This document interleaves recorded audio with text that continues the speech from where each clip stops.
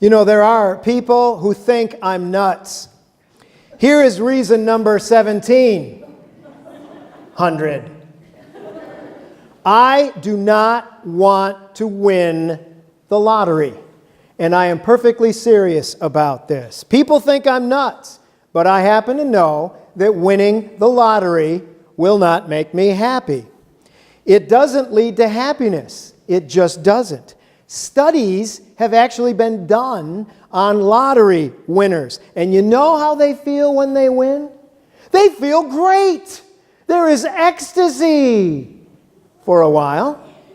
And then it turns out, every time, after a few months, the joy goes away. And the lottery winners end up at the same level of happiness they had before they won.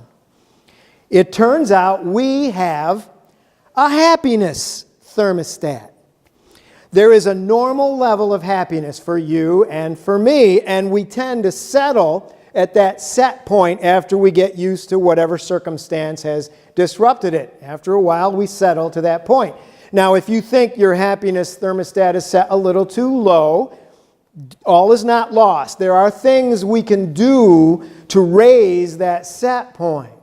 But winning the lottery is not one of them. Still don't believe me?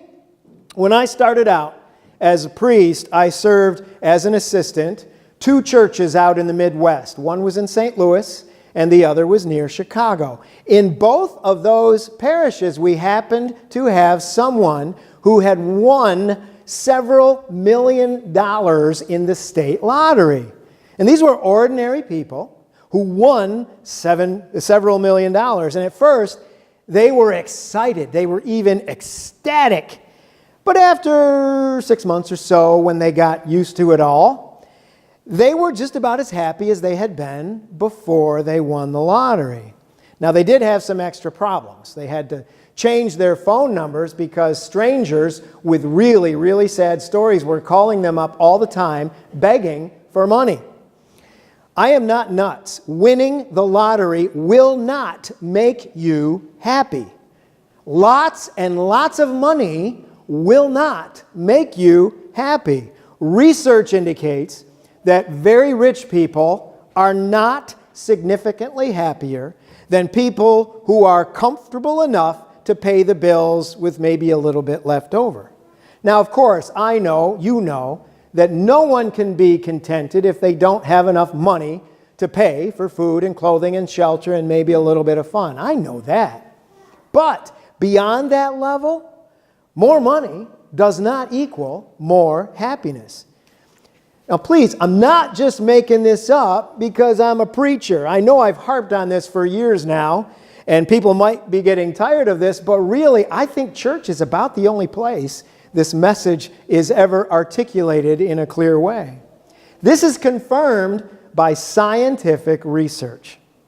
Now, today in the reading from Luke's Gospel, Jesus tells a parable about a guy who sounds an awful lot like one of us, a guy who sounds like an American. This guy wants more money and more stuff. He's not a bad guy. He just wants more. And in the parable, God says to him, "Tonight, you die, and you can't take it with you." That, by the way, is the same message we heard in the first reading today from the book of Ecclesiastes. And we heard it in the psalm today. I'll bet you know people who are never contented, people who want more money, another toy, another luxury, a little more stuff. Does that really make sense?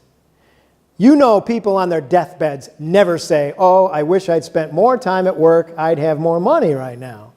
That's foolishness, and it seems to be a special temptation here in the affluent nation called the United States of America. You know the nicest thing my wife's dad ever said to us? He was talking about our first year of marriage. We were 20 years old. This was 40 years ago. And you didn't know that I'm 60? This is not a secret. So anyway, he was talking about us when we first got married. I mean, we were just kids, right? And he said, "I remember when you two got married. You two had nothing. and you were happy. And you know that's the truth, back then and now. And then there's this great thing my son said to me a couple of summers ago. He took some extra days off work, and he and his wife and children came and stayed with us for a few extra days in the summer. Now, he owns his own business. He's it. If he's not at work in his shop, he's not making money. So I was, being the dad, I was worried about him missing work. And he shook his head and he said, Dad, nobody ever says on their deathbed, I wish I'd spent more time at work. The boy made me proud, even though, as I said last week, he loves to mock me mercilessly. So Jesus says, this is how it is with those who store up treasures for themselves and are not rich toward God. He warns that life does not consist in the abundance of our possessions. But there's a cure, and the cure is in those two words, Jesus said, for themselves. Jesus talks about people who want more for themselves. Jesus talks about people who want to store up treasure for themselves. So the cure is simple. Give some away. I learned this when I was 20.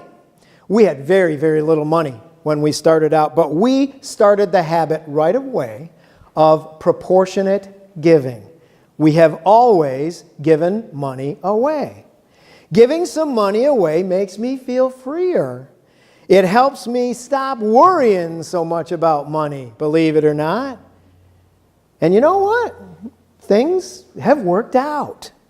If you want a healthy attitude toward money and possessions, if you would like to be free of the tyranny of money worries, if you want confidence that God will take care of you, there is a clear and simple practice that will help. Give some away. Give a lot away if you want some real happiness and some true excitement. People think I'm nuts, and people will think you're nuts. But you know what? I kind of like it when people think I'm nuts. Besides, people thought Jesus was nuts. So I guess we will be in pretty good company. Amen.